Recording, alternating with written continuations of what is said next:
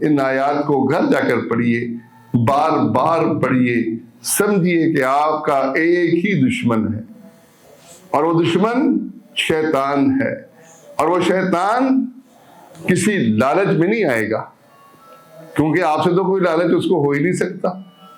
اس کا کوئی کام بھی نہیں ہے کہ اس نے اپنی کوٹھی بنانی ہے، وہ رہنے کے لیے آپ کا بیت الخلا جو ہے، آپ کا واش روم وہاں رہ لیتا ہے، انسان کے ناک میں رات بسر کر لیتا ہے۔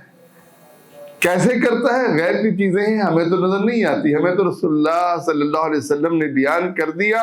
ہمارا ایمان ہے کہ تم اس کو دیکھتے ہو، تم اس کو نہیں دیکھ سکتے، وہ تمہیں دیکھتا ہے، وہ اس کا پورا لشکر ہمیں دیکھ رہا ہے۔ اذان ہوتی ہے، وہ بھاگتا ہے، اذان کی آواز نہیں سننا چاہتا، اور اذان ختم ہو جاتی ہے، پھر آتا ہے اور نمازیوں کے دل میں وسوسے ڈالتا ہے۔ اس کے ہر ہتھ کنڈے کا ذکر کر دیا۔ گھر میں داخل ہوتے ہوئے بسم اللہ نہیں پڑھی، وہ گھر میں داخل ہو جاتا ہے۔ کھانا کھاتے بسم اللہ نہیں پڑھی، اسے کھانا مل جاتا ہے۔ اس کو رہائش بھی مفت میں، اس کو کھانا بھی مفت میں، اس کو کوئی محنت نہیں کرنی پڑتی ہماری طرح۔ اس کا کام کیا ہے؟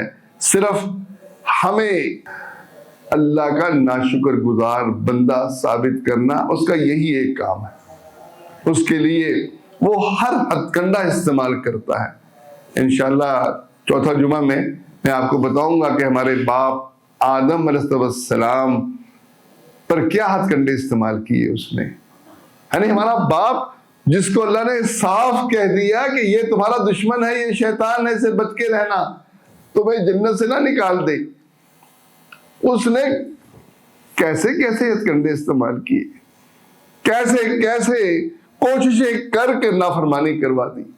یہ تو اللہ کا خاص فضل ہے کہ اللہ نے ہمارے باپ آدم کو توبہ کی توفیق دی، اور توبہ کرتے ہی اللہ نے ان کے اس خطا کو معاف کر دیا، اور جو کہ زمین کے خلیفہ بنائے گئے تھے اس لیے زمین پر اتار دیا، اور شیطان کو بھی اتار دیا، اور شیطان کو بھی چھٹی دے دی۔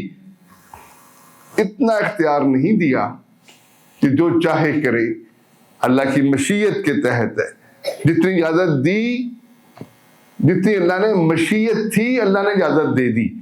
اب اس کے وار سے بچنا، بس یہی ہماری سب سے بڑی کامیابی ہے۔ اللہ مجھے اور آپ کو اس پر عمل کی توفیق دے، آمین یا رب۔